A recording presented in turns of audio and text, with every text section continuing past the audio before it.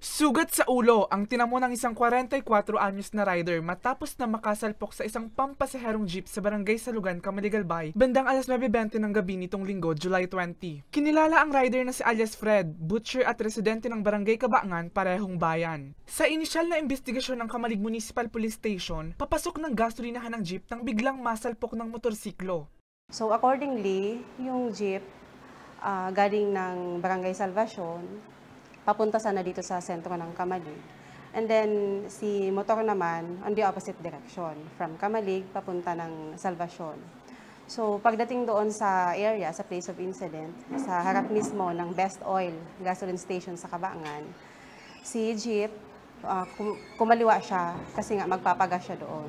So pagkakaliwa niya, maya-maya, bumundo na yung motor sa kanya. Nabatid na walang ilaw ang motorsiklo at maulan pa nang mangyari ang insidente. Napag-alaman rin na nakainom ang rider at wala pang suot na helmet. As a result, si motor is nagkaroon ng head injury, visible head injury, and then may mga gasgas sa kanyang katawan. So, agad na lamang dinala ng MDRRMO sa BRHMC.